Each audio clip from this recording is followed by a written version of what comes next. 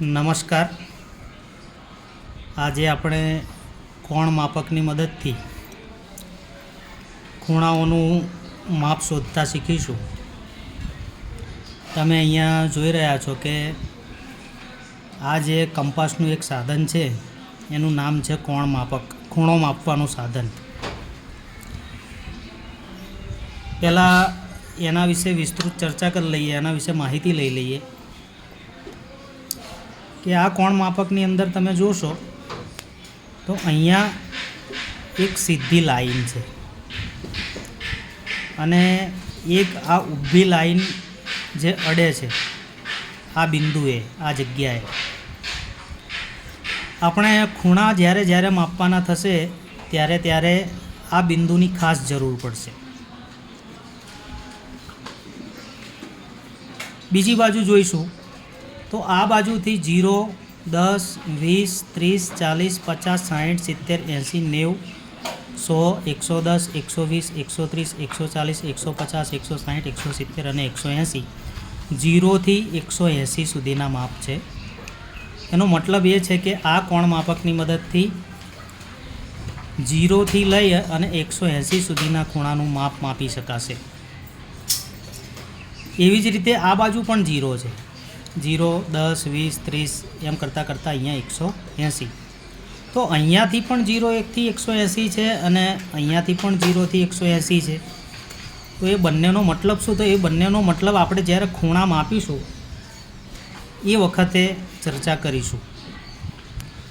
અહીંયા તમે જોશો કે અહીંયા એક ખૂણો દોરેલો છે જેનું આ જે છે એ શિરોબિંદુ છે. શિરોબિંદુનું નામ આપ્યું છે P. એ શિરોબિંદુમાંથી આ બાજુ જે કિરણ નીકળે છે એ કિરણનું નામ છે કિરણ PR અને એ જ શિરોબિંદુમાંથી બીજું જે કિરણ નીકળે છે એ કિરણનું નામ છે કિરણ PQ.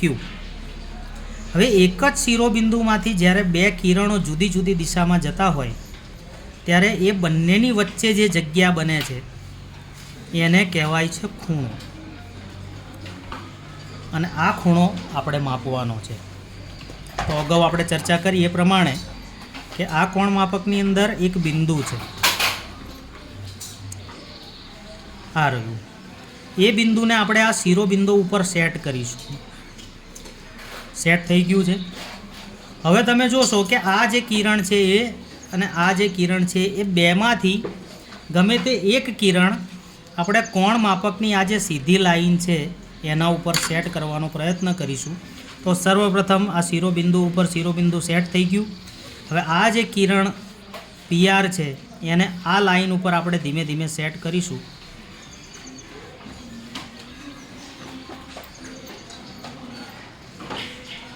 તમે જોઈ શકો છો કે શિરોબિંદુ ઉપર આ જે શિરોબિંદુ છે એ સેટ થઈ ગયું છે અને આ જે કિરણ નીકળે છે એ કિરણ ઉપર એક કોણ માપકની આ જે સીધી લાઈન છે જે 0 બાજુ અને 180 બાજુથી જાય છે એ બરોબર બંધ બેસી ગઈ છે. હવે આપણે શું કરવાનું છે? આ બાજુય 0 છે ને આ બાજુય 0 છે. તો આપણે કયા 0થી ચાલુ કરીશું? તો હમણાં આપણે વાત કરી કે 0 અને 180, તો એનો ઉપયોગ કેવી રીતે કરાય? તો એનો ઉપયોગ અહીંયા છે કે જે આપણે બાજુ બંધ બેસાડી, જે બાજુ બંધ બેસી એ બાજુના શૂન્યથી ચાલુ કરીશું. તો એ બાજુનું શૂન્ય આ છે. અહીંયા 180 છે તો 180 આપણે લેવાના નથી, આપણે અહીંથી શૂન્ય લેવાના છે. તો 0, 10, 20, 30, 40, 40 કરતાં સહેજ આગળ છે એટલે આ જે કાપો છે એ 40નો અને એના પછીના પહેલાં કાપે એટલે 40 અને 1, 41મા નંબરના કાપા ઉપર આ જે બીજું કિરણ છે એ દેખાય છે. એનો મતલબ કે આ જે ખૂણાનું માપ છે એ 41° થાય.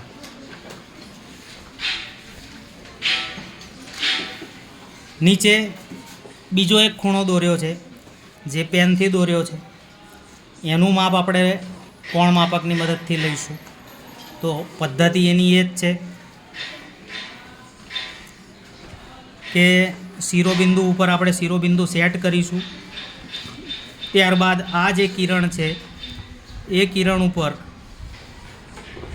કોણ માપકની જે સીધી લાઈન જાય છે એને આપણે બંધ બેસાડશું. તમે જોશો કે શિરોબિંદુ ઉપર શિરોબિંદુ બંધ બેસી ગયું અને આ જે સીધી લાઈન છે એ બંને નીચેની દોરેલી લાઈન અને કોણ માપકની લાઈન એ બંને એકાકાર થઈ ગઈ, બંધ બેસી ગઈ. હવે જે બાજુથી બંધ બેસે એ બાજુના શૂન્યથી આપણે ચાલુ કરીશું. તો 0, 10, 20, 30, 40, 50, 60, 70, 80 અને જોઈ શકો છો કે બરાબર 90ના કાપા ઉપર આ જે કિરણ છે એ સેટ થઈ ગયું છે. તો આ ખૂણાનું માપ જે છે એ બરાબર 90 અંશ થાય છે. હવે એક પ્રશ્ન એ છે કે સાહેબ આ ખૂણા ઉપર જ બંધ બેસાડીએ, આ લાઈન ઉપર જ, શું આ લાઈન ઉપર લાઈન બંધ ના બેસાડાય? તો બેસાડાય. જો શિરોબિંદુમાં શિરોબિંદુ, લાઈન ઉપર લાઈન, અને જે બાજુ આપણે આ બંધ બેસાડી, આની આગલી વખત જ્યારે માપ્યું ત્યારે આ લાઈન બંધ બેસાડી હતી, હવે આપણે આ લાઈન બંધ બેસાડી. તો આ લાઈન બંધ બેસાડી એ બાજુના શૂન્યથી આપણે ગણતરી ચાલુ કરીશું. તો 0, 10, 20, 30, 40, 50, 60, 70, 80 અને પરફેક્ટ 90 સુધીના જે કાપા છે એ 90ના કાપા ઉપર થઈને આ લાઈન જાય છે. તો આ ખૂણાનું માપ 90 અંશ થાય છે. તો તમે આ બાજુથી માપો કે આ બાજુથી, બંને બાજુથી આ ખૂણાનું માપ 90 અંશ થાય છે. આગળ અહીંયા એક ત્રીજો ખૂણો દોર્યો છે જેનું શિરોબિંદુ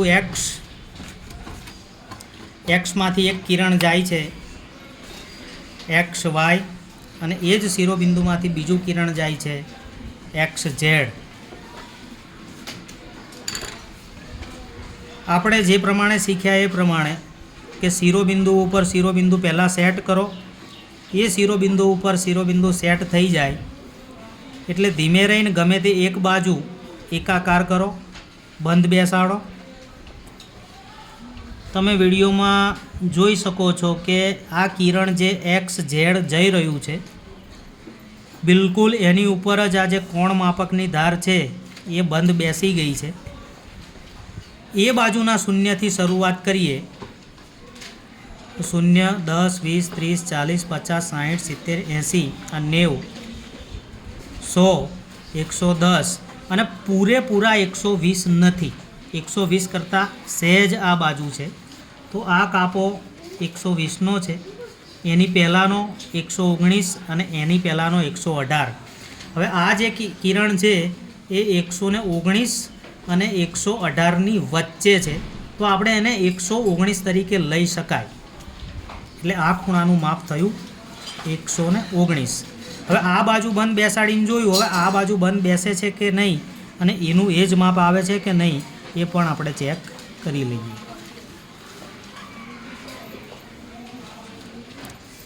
શિરોબિંદુ ઉપર શિરોબિંદુ સેટ થઈ ગયું, ધાર ઉપર ધાર સેટ થઈ ગઈ અને એ બાજુના શૂન્યથી આપણે શરૂ કરીશું. તો 0, 10, 20, 30, 40, 50, 60, 70, 80, 90, 100, 120 કરતાં સહેજ ઓછું એટલે કે 119. તો ખૂણો આ બાજુથી માપો કે ખૂણો આ બાજુથી માપો, બંને બાજુથી માપ સરખું આવે છે. તો જ્યારે તમારે ખૂણા માપવાના થાય ત્યારે ખાસ બાબત એ રાખજો કે આ જે કોણ માપક છે એ કોણ માપકનું આ જે બિંદુ છે એ બિંદુ અને એની આ બે ધાર છે, એ બિંદુથી એક ધાર આ બાજુ છે, એ બિંદુથી એક ધાર આ બાજુ છે. એ જે ધાર તમે ખૂણા ઉપર સેટ કરો એ બાજુના શૂન્યથી તમારે ગણવાની શરૂઆત કરવાની છે. તો તમને બધાને આજે લેસન આપ્યું છે કે 20 ખૂણા તમારે જાતે સ્વેચ્છાએ પોતાની મરજી પ્રમાણે ગમે તે માપના દોરવાના અને એ દોર્યા પછી આ કોણ માપકની મદદથી તમારે માપવાના. ફરી એક વખત આપણે જોઈ લઈએ કે તમારે ઘરે શું કરવાનું છે. માની લો કે મેં લેસન આપ્યું છે ને તમે ઘરે પહેલો ખૂણો દોરો છો તો પહેલાં એક બિંદુ બનાવો, મારું નામ સંજય છે એટલે કે હું એસ એ બિંદુને નામ આપું છું. એ બિંદુમાંથી એક કિરણને હું આમ જવા દઉં છું. એ કિરણનું નામ આપું છું SN. હવે બીજું કોઈ પણ માપનું એ જ શિરોબિંદુમાંથી બીજું એક કિરણને જવા દઉં છું અને એ કિરણને નામ આપું છું SK. બરોબર સ્પષ્ટ દેખાતું હશે અને તમે જોઈ શકો છો કે હવે આપણે કોણ માપકની જરૂર પડશે. આપણો ખૂણો તૈયાર થઈ ગયો. આવા તમારે 20 ખૂણા બનાવવાના છે, જુદા જુદા માપના, અમુક નાના અમુક મોટા. તમે ઘેર પ્રેક્ટિસ કરશો અથવા તો અહીંયા પ્રેક્ટિસ કરશો એટલે તમને ખબર પડશે કે કેવી રીતે કામ કરવાનું છે. હવે આ કોણ માપક લીધું અને આ શિરોબિંદુ ઉપર આપણે કોણ માપકનું આ જે બિંદુ આપણે બતાવ્યું એ આપણે જોઈશું.